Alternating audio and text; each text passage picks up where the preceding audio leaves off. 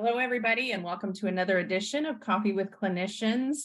I'm your host, Cindy Gillum, wound care nurse and director of clinical affairs for EO2. And I am super stoked today because I was telling this clinician that we have kept things under the radar for so long. And this woman that I'm going to introduce you to is someone who really was the trailblazer for where we are going in the plastics and aesthetics market. So I'm really excited. I want everyone to meet Rechelle Trejo. She's an RN who graduated from ASU School of Nursing in 2003 and has since specialized in aesthetics treatments. You are currently in your master's program to get your nurse practitioner's license. That's exciting. At the University of Phoenix, and you are a national trainer for Galderma and Allergan. Those are the top two aesthetic companies in the marketplace in the US. And you founded your own company, AURI Aesthetics, correct, in 2020. And so welcome, Rechelle Trejo, to our episode of Coffee with Clinicians. Thank you. I'm so excited to be here. I am super excited. So for those who are actually going to watch this and learn, several years ago, maybe 2 years ago, I got a call. I was actually in New York City. I will never forget the moment. I was teaching our nurses and our CEO texted me and said, "What is a vascular occlusion?" And I said, "You mean like a blood clot?" And so he sent me the video that you and Dr. Weiner had done on Instagram, and it got thousands of hits over one weekend. And since that video launched, our email has been crazy. So you're the first aesthetics clinician that I have ever interviewed. And I wanted it to be you because you not only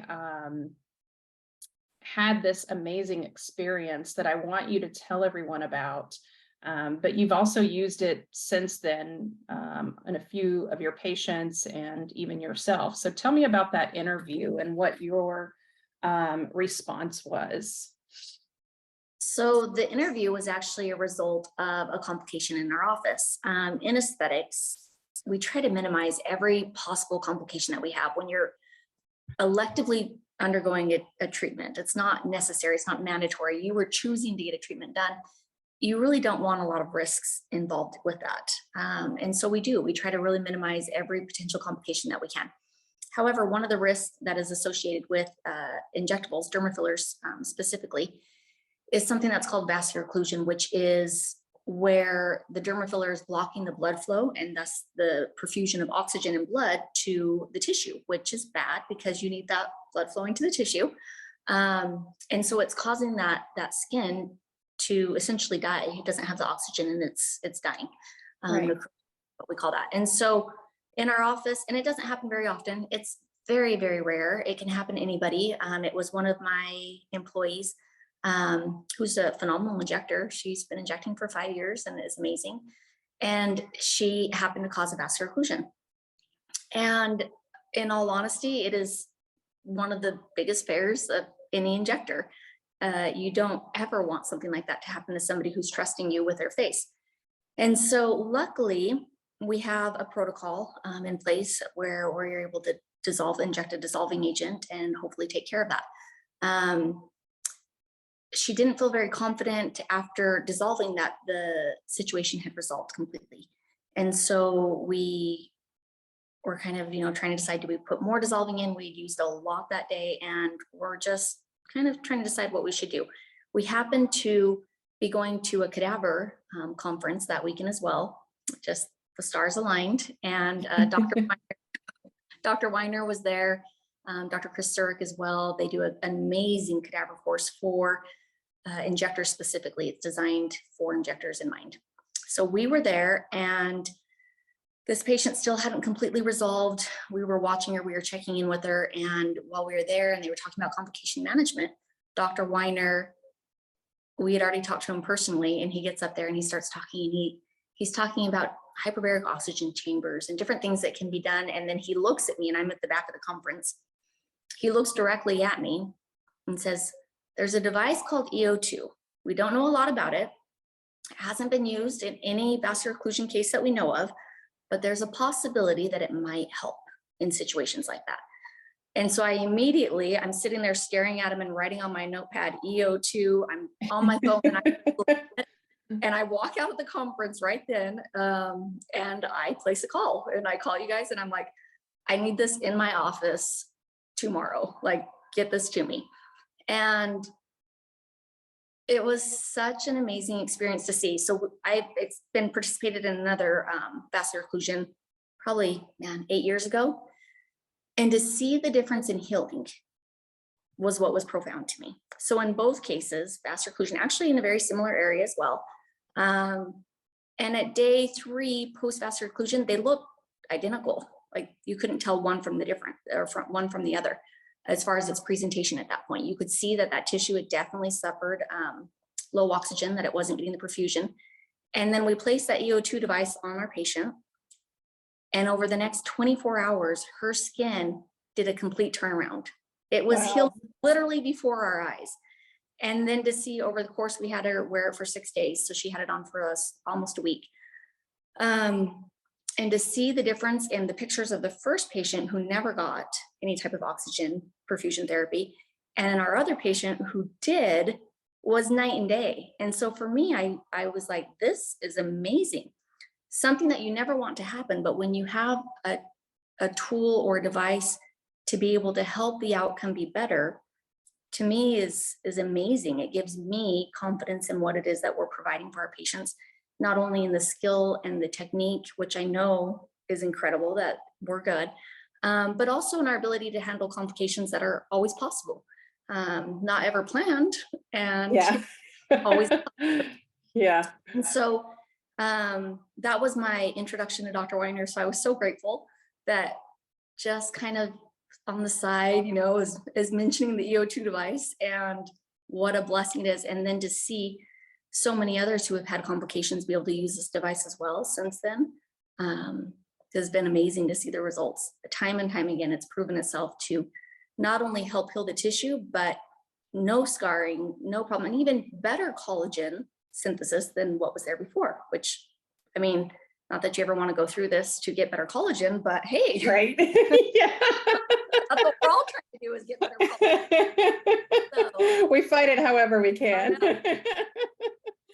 So since that initial patient, what has been your experience with CDO therapy, or continuous diffusion of oxygen? So in our office, I think from an office standpoint, a practice standpoint, it's given us more confidence. Like I said, it's not very common that you're going to ever have a vascular occlusion. I'm hoping that it's another 20 years before we get one. But knock on wood. Never would even be better. We'll take never. But I think it's given us confidence, an increased level of confidence, to know that if something happens, we have another tool to help our patients heal even better, which is an amazing thing. Now, on a personal level, because I was so amazed with the results of this, I actually went through 2 elective surgeries this year. So I had lateral brow lift. I had eyelid ptosis, so my eyelids were getting heavy, and I decided that a lateral brow lift was in my future. Thank you, Mom and Dad, for the wonderful genes. And then also I had 5 children and a set of twins in there. So I needed some major muscle repair. I had a diastasis recti, umbilical hernia, and so I needed to get some muscle repair to my abdomen. Mm-hmm. So 2 elective surgeries, and I wanted EO2 to be a part of my process. I wanted EO2 to help with that healing process, because I saw what it did. And then also I was presented with the research. I had the opportunity to work with our local rep and talk to him and actually see the research that you guys have done to prove effectiveness, and then also like helping with pain management and everything. I thought, okay, if this is available, why not try it? And I talked to the surgeons, and they both knew of EO2, but they're like, yeah, if you want to, that's fine, whatever. They weren't really yes or no about it.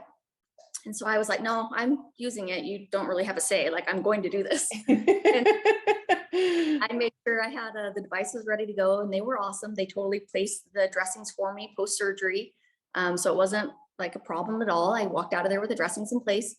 And honestly, the healing was just incredible. It really was amazing. So typically, and from lots of different people in the aesthetic industry, you get to talk to a lot of other people who have undergone elective surgeries. And with an abdominoplasty or a tummy tuck, usually most people are still very uncomfortable 2-3 weeks post-surgery. Yeah. I up walking around, no problem, at my 1-week follow-up, to the point where I happened to walk into the office for my post follow-up, and the doctor does a double take at me, looking at me, and he's like, "Are you feeling okay?" And I was like, "I feel good." He's like, "Are you being okay? Like, are you doing yourself?" Because he saw me just walking in like nothing. I'm standing up straight. I'm walking in like no big deal. And he's like, "Are you being good? Like, don't you dare." Yeah. Yeah. I mean, 4 days post-surgery, I was not on pain meds anymore. I Wow. wasn't hurting. The scars, it's been 6 months now post-surgery, and the scars are beautiful. I mean, pencil thin, beautiful, no problems. Everything just healed amazingly. So I think even in elective surgeries, things that are planned, so not even in complication management, but in planned surgeries, what a benefit to be able to have a device that is helping you heal more efficiently, helping your tissue to reconnect that perfusion and that vascular perfusion of blood, and then oxygen to help with that pain. So yes, I definitely made sure to have it a part of my process. And actually, I don't think you even knew this. I had to do a little touch up to my surgery. My abdominal plasty, he did a phenomenal job, but after twins, I just needed a little bit more. You had major abdominal work, because Yeah. I worked in colorectal, so I know all about Yeah. moving muscles.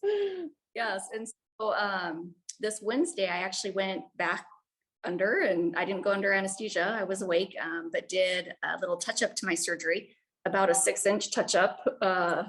And honestly, it was Wednesday, what's today? Friday. So 2 days, I'm on no pain meds. I feel totally fine. I'm up Wow. around. And guess what I have that's connected to me right now? This is literally connected to me as we speak, and I'm walking around with this. It's amazing. So I have it a part of me again as I'm doing this little touch up.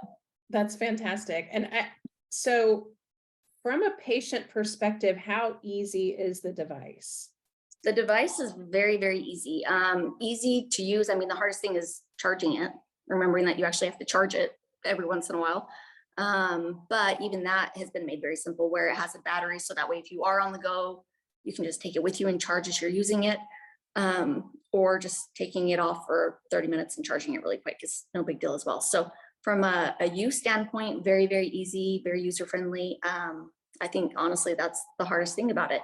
Now, I will say that when you have, I didn't really have drains or anything like that, but if you had a lot of drains and a lot of things, then you might be like, oh my gosh, all these things are attached to me.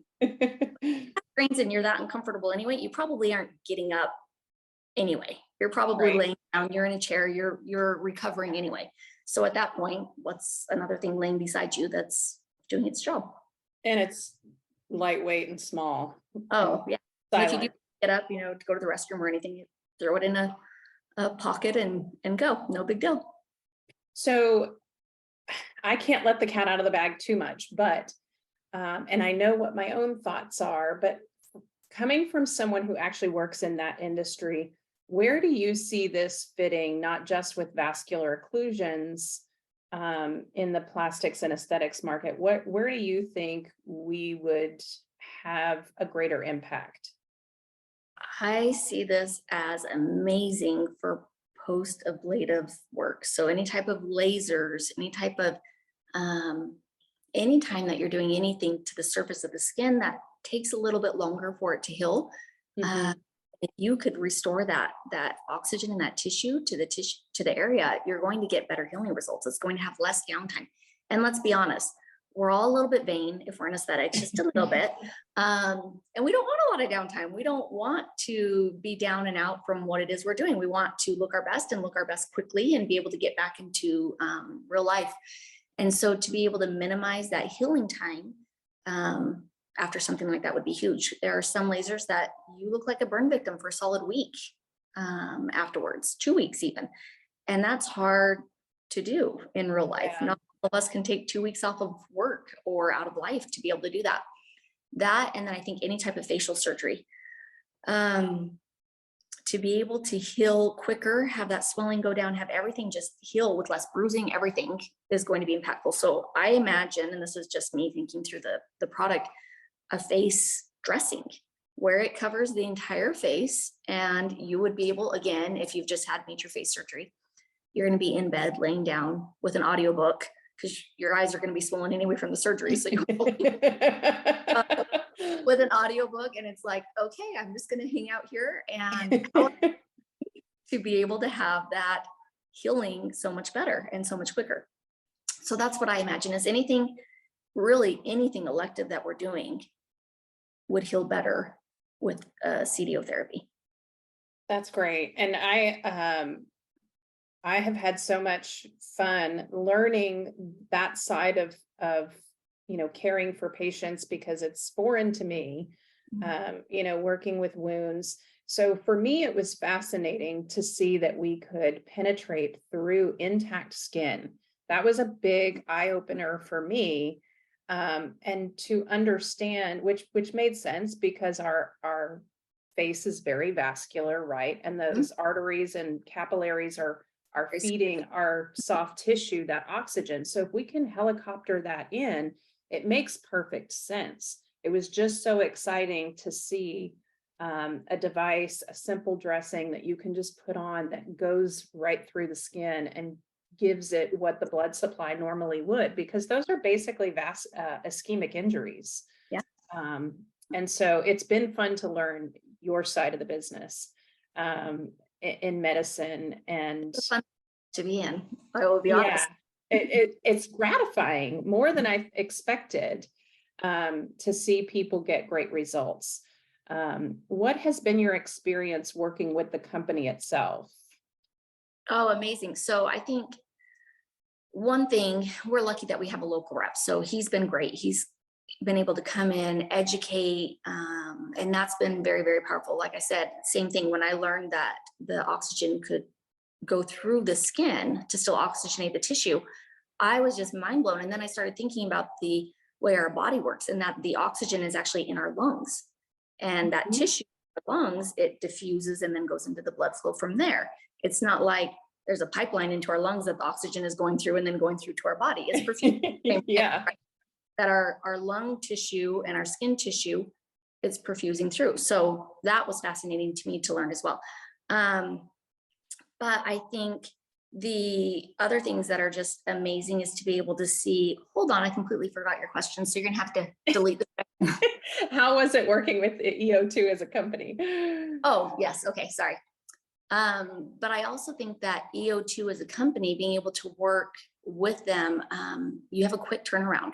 So when the script is filled out that you need the device, 24 hours later, it's shipped to your office, which is amazing to be able to get something 24 hours later.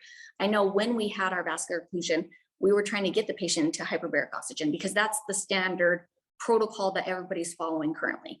When there's a complication of vascular occlusion, it's dissolve what you can, hyperbaric oxygen. I could not get my patient into a hyperbaric oxygen chamber. I tried the hospital, could not get through to anybody who could give me an answer of like the steps to get through to that. I tried a private owned hyperbaric oxygen chamber. They weren't open over the weekends. So to be able to have something shipped to your office or to your home next day, that's incredible. That's awesome to be able to have that kind of response and ease. That's I think awesome. Also of using it, my patient actually that we had, she did not want to go to the hyperbaric. We were kind of pushing her, trying to tell her like, this is what you need, this is what you need. And the thought of being in a chamber doing that, she didn't like the idea of it. And so when this came up and we said, okay, we're gonna get this for you, we want you to do this, she's like, oh, that's easy. Like I can totally do that. And she did. She sent us pictures of her, you know, at home with it on her face, and the ease of use was amazing. And then the ease of working with the company. Everything gets sent to you in a box. It has all the packaging, all the instructions. And then when you're done with it, you put it in a prepaid FedEx envelope and ship it back. No, That's awesome. no, easy. The best part for me, I think, in this whole experience of learning what you guys do and treating these patients is, you know, they're, at the end of the day, they're still patients, whether they have a hole in their skin or not. We still have to treat them, and we have to restore them. And that's the gratification that I get as a nurse myself, is to know that here's one more person that we've given the outcomes that they wanted. And for them to be happy is what makes us do what we do in medicine, right? So Great. I thank you for joining me. You guys will not see the last of Rechelle with us. We have some more work. We'll keep you busy. We have some more work for her in the pipeline. And as we begin to go into the next couple of years, I am quite certain that we will have some of those designs that you have in mind ready for those patients. So hopefully we'll definitely bring you in for some input on that. But thank you for your time and joining me out of your busy schedule and your healing time. I didn't know that. You know what? I'm hanging out anyway. Might as well, right? This is a good time. I'm out of the office for a couple days. But I agree. Your comment about why it is that we do this, I think especially in aesthetics, when you are choosing an elective treatment and you can't help them with complications, there's a problem with that. Mm-hmm. Major problem with that. And so being able to have something that you can offer to help with potential complications, I think is not just a good practice, it's a necessity in practice. We should be able to care for anything that comes up. So I agree. I think it's very important. I'm so excited to see what you guys have up your sleeves and what's coming out. This will be fun. It will. Thanks again. I appreciate it. Absolutely. Talk soon. Okay.